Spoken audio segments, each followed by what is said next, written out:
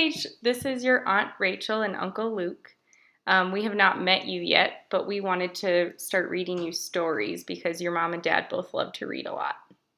So we picked Harold and the Purple Crayon because this is one of our favorite kids' books, and we hope that you always use your imagination. Oops. One evening, after thinking it over for some time, Harold decided to go for a walk in the moonlight. There wasn't any moon, and Harold needed a moon for a walk in the moonlight, and he needed something to walk on.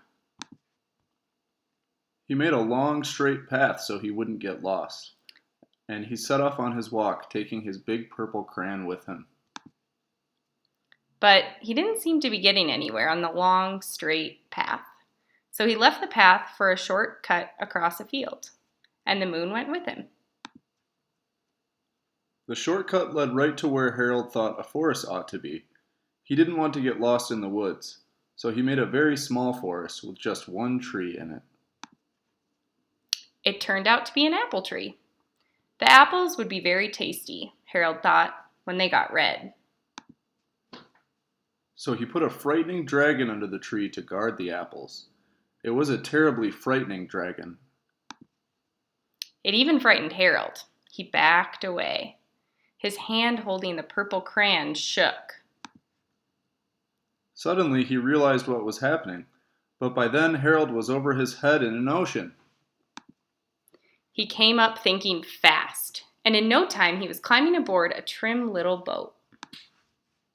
He quickly set sail, and the moon sailed along with him. And after he had sailed long enough, Harold made land without much trouble. He stepped ashore on the beach, wondering where he was.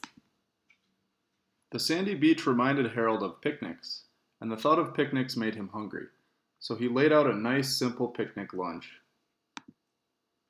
There was nothing but pie, but there were all 9 kinds of pie that Harold liked best.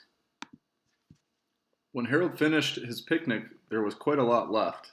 He hated to see so much delicious pie go to waste.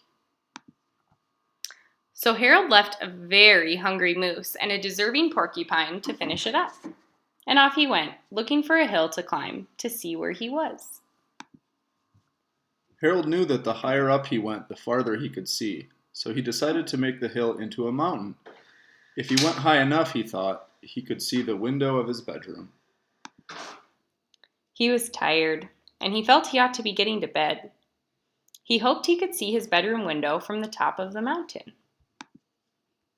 But as he looked down over the other side, he slipped, and there wasn't any other side of the mountain. He was falling in thin air. But luckily, he kept his wits and his purple crayon. He made a balloon and he grabbed onto it. And he made a basket under the balloon big enough to stand in. He had a fine view from the balloon, but he couldn't see his window. He couldn't even see a house. So he made a house with windows, and he landed the balloon on the grass in the front yard. None of the windows was his window. He tried to think where his window ought to be. He made some more windows. He made a big building full of windows. He made lots of buildings full of windows. He made a whole city full of windows. But none of the windows was his window. He couldn't think where it might be. He decided to ask a policeman. The policeman pointed the way Harold was going anyway, but Harold thanked him. And he walked along with the moon, wishing he was in his room and in bed. Then, suddenly, Harold remembered. He remembered where his bedroom window was when there was a moon. It was always right around the moon.